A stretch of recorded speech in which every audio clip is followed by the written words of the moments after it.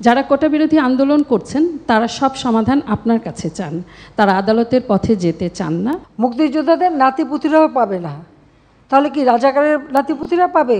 যারা আন্দোলন করছে তারা তো আইন মানবে না, আদালত মানবে না, সংবিধান কি তারা চেনে না।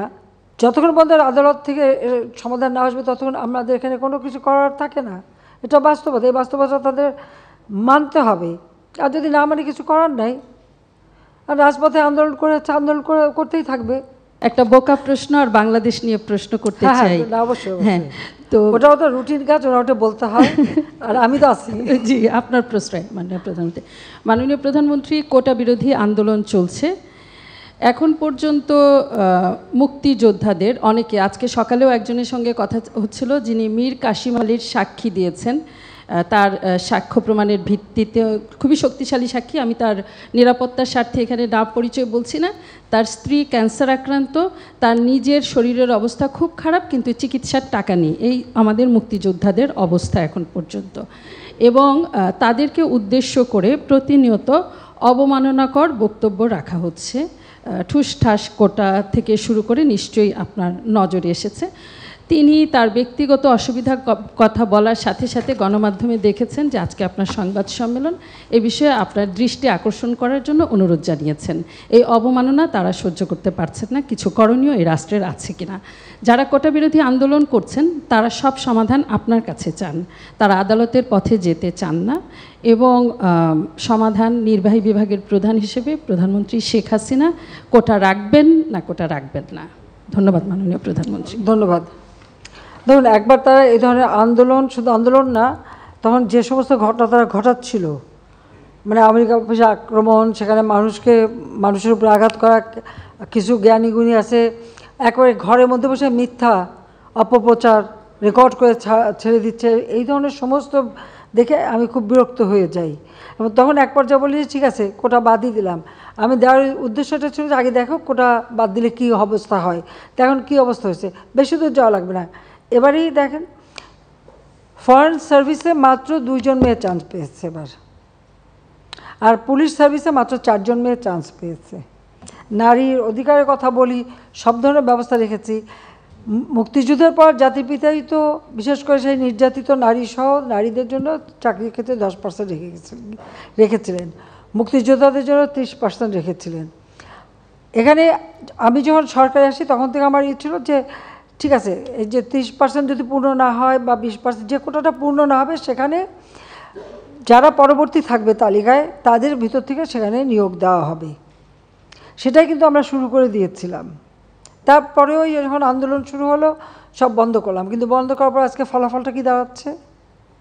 আর আমি একটা জিনিস আমি বুঝি না, সেখানে আমাদের দেশের নারীরা তো কোনোদিন সেক্রেটারি হবে ভাবেনি, ডিসি হবে ভাবেনি, এসপি হবে ভাবেনি, এমনকি কোথাও তাদের পদায়নই ছিল না। আওয়ামী লীগ সরকার আসার পরে আমি প্রথম সেনাবাহিনী, নৌবাহিনী, বিমান বাহিনী, প্লাস পুলিশে কিন্তু জাতির পিতা বঙ্গবন্ধু শেখ মুজিবই কিছু অফিসারের চাকরি দিয়ে গিয়েছিলেন সেই পুলিশ বাহিনীতে নারীদের। প্রশাসনের ক্ষেত্রে প্রথম সচিব কিন্তু আমি করি, এবং প্রথম এসপি, ডিসি, এরপরে একবারে মানে ওসি, সমস্ত জায়গায় যেন নারীদের একটা অবস্থান থাকে সেটা আমরা নিশ্চিত করি। লেখাপড়ার দিক থেকে জাতির পিতাই শুরু করলেন মেয়েদেরকে 8ম শ্রেণী পর্যন্ত প্রথমে অবৈতনিক করে দেওয়া, সেটাকে 12 পর্যন্ত 12 ক্লাস পর্যন্ত অবৈতনিক। পার্লামেন্টে কিন্তু মেয়েদের জন্য আলাদা সিট রেখে দিলেন, সংরক্ষিত আসন, যেন নারী নেতৃত্ব গড়ে ওঠে। তো নারীদের এই যে সুযোগগুলি আমরা সৃষ্টি করেছি কেন, যাতে করে অর্থনৈতিকভাবে তারা স্বাবলম্বী হতে পারে, নিজের পায়ে দাঁড়াতে পারে নিজেরা। তো আমার প্রশ্ন হচ্ছে যে সেই সময় যারা আন্দোলন করেছিল তার মধ্যে অনেক মেয়েরাও ছিল। নারী কোটা চাই না, যিনি বলছেন নারী কোটা চাই না, মেধা দিয়ে চাকরি পাবে, সে কি চাকরি পেয়েছে? সে কি বিশেষ পরীক্ষা দিয়েছে? বিশেষ পরীক্ষা কি সে মানে প্রিলিমিনারিতেই সে জায়গা করতে পেরেছে? তো এই বড় কথাগুলি যদি না বলতো তাহলে এখন তো কোথাও না কোথাওটা চাকরি তো পেত। দ্বিতীয় কথা হচ্ছে আমাদের দেশের যে সমস্ত এলাকাটা যদি আপনি দেখেন, সব এলাকা তো সমানভাবে উন্নত না। অনগ্রসর সম্প্রদায়ও আছে আর কোনো কোনো এলাকা, সেই সব এলাকার মানুষের কি কোনো অধিকার থাকবে না? তো সেই অধিকারের কথা বিবেচনা করেই তো প্রত্যেক জেলা থেকেও যেন কেউ কোনো মানুষ অন্তত চাকরি পায় সেই ব্যবস্থা নেওয়ার কথা। আজকে যদি আপনি বিভিন্ন মানে কোটা বন্ধ করে দেওয়ার পরে যদি হিসাবটা নেন, কোথাও কোথাও দেখা যাচ্ছে যে কোনো কোনো জেলা 23টা জেলায় একটা লোকও পুলিশের চাকরি পায়নি, বা প্রশাসন বা কোথাও 42 BCS আমরা স্পেশাল মানে পরীক্ষা নিয়ে শুধু ডাক্তার নিয়োগ দিয়েছিলাম। এখানে মেডিকেল সেক্টরে আমি মেয়েদের সংখ্যাটা বেশি দেখি, কিন্তু অন্যান্য ক্ষেত্রে যদি আমরা দেখি সেখানে তো সবসময় পিছিয়ে থাকা। তো লাভটা কী হলো? মুক্তিযোদ্ধারা খুব ধরলো, তারা মামলা করলো।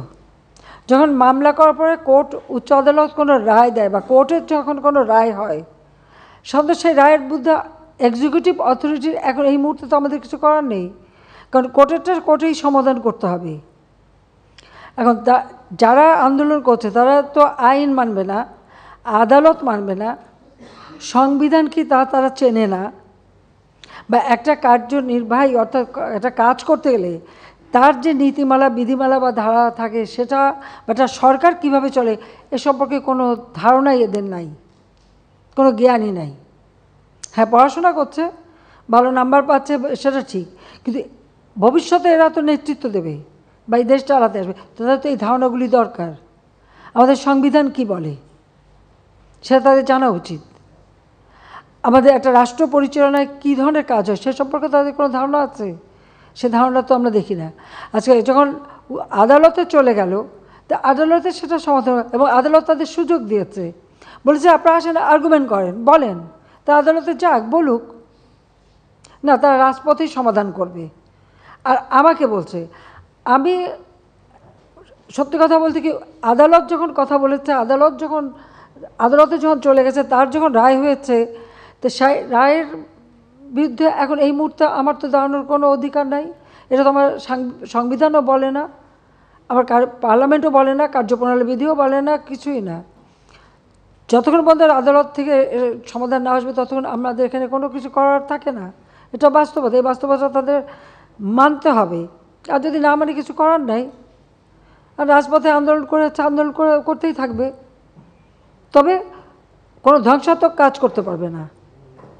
যতক্ষণ তারা শান্তিপূর্ণভাবে করে যাচ্ছে কেউ কিছু বলছে না, কিন্তু এর বাইরে যখন কিছু করবে, পুলিশের গায়ে হাত দেওয়া বা পুলিশের গাড়ি ভাঙা বা এভাবে আক্রমণ, এগুলি যদি করতে যায়, তাহলে তখন তো আইন তার আপন গতিতে চলবে, এখানে আমাদের কোনো কিছু করার নেই।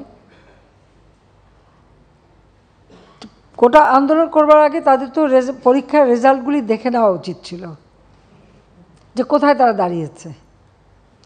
আর দ্বিতীয় কথাটা হচ্ছে, মুক্তিযুদ্ধের বিরুদ্ধে এত ক্ষোভ কেন? মুক্তিযোদ্ধাদের নাতিপুতিরাও পাবে না, তাহলে কি রাজাকারের নাতিপুতিরা পাবে? সেটা আমার প্রশ্ন, দেশবাসীর কাছেও প্রশ্ন, যে রাজাকারের নাতিপুতিরা সব কিছু পাবে, মুক্তিযোদ্ধারা পাবে না। অপরাধটা কি? নিজের জীবন বাজি রেখে, নিজের পরিবার, সংসার সব কিছু ফেলে দিয়ে যারা মুক্তিযুদ্ধে অংশগ্রহণ করেছিল, দিন রাত খেয়ে না খেয়ে, কাদা মাটি ভেঙে, রোদ বৃষ্টি ঝড় সব মোকাবেলা করে, যুদ্ধ করে এই দেশে বিজয় এনে দিয়েছিল। আর বিজয় এনে দিয়েছিল বলেই না আজকে সবাই উচ্চ পদে আসীন, আজকে গলা বাড়ায় কথা বলতে পারছে। ধরে তো ওই পাকিস্তানিদের বুটের লাথি খেয়ে চলতে হতো। আজকে আমি কথা বলছিলাম যে কোনোদিন বিদেশে যেতে গেলে আগে একটা ভিসা নিতে যেতে হতো করাচিতে, কারণ যখন করাচি রাজধানী, এরপর রাজধানী হলো ইসলামাবাদ, তারপর হলো পিন্ডি। তো সেখান থেকে বিদেশে যাওয়ার ভিসা তো আন্তর্জাতিক কোনো ফ্লাইট ঢাকা থেকে চলতো না, ওই করাচির থেকে আন্তর্জাতিক ফ্লাইট নিতে হতো, হয় দিল্লি থেকে নয় করাচি থেকে। এই জায়গা থেকে কোনো আন্তর্জাতিক ফ্লাইট যেত না, এটা আমার নিজের অভিজ্ঞতা। জাতির পিতা মুক্তি পেলেন 69 সালে, এরপর আমি ইটালিতে গেলাম আমার স্বামীর সাথে কর্মস্থলে। যাওয়ার জন্য আমাকে করাচিতে যেয়ে 2 রাত থেকে ওখান থেকে ভিসা নিয়ে তারপর আমি আন্তর্জাতিক ফ্লাইট ধরতে পারলাম। এই তো ছিল আমাদের অবস্থাটা। তো এরা তো ওই ছেলেমেয়েরা তো ওটা দেখেনি, বা এখন যারা লাফাচ্ছে এমনকি 15 বছর আগের বা 20 বছর আগে বাংলাদেশ সম্পর্কেও তারা বোধহয় জানে না। আওয়ামী লীগ ক্ষমতা আসার আগে বাংলাদেশের অবস্থাটা কী ছিল। ঢাকা বিশ্ববিদ্যালয় সহ বিশ্ববিদ্যালয় ছিল অস্ত্রের ঝড়ঝানানি, বোমাবাজি আর সেশন জট। 5 বছর 7 বছর সেশন জট, কোনো সেমিস্টার সিস্টেম ছিল না, গ্রেডিং পদ্ধতি ছিল না, বহু সাবজেক্ট ছিল না যা আন্তর্জাতিক মান হয়। ঢাকা বিশ্ববিদ্যালয়ের কারণে বাংলাদেশ থেকে কেউ যদি বিএ পাস করে বিদেশে যেত তাকে আবার সেই গোড়ার থেকে ইন্টারমিডিয়েট থেকে পড়তে হতো, স্কুলে ভর্তি হয়ে পড়ে তারপরে উচ্চ সে যেতে পারতো। কারিকুলাম চেঞ্জ করা, গ্রেডিং সিস্টেম আনা, সেমিস্টার সিস্টেম আনা, সব কিছু কিন্তু আওয়ামী লীগ করে দিয়েছে।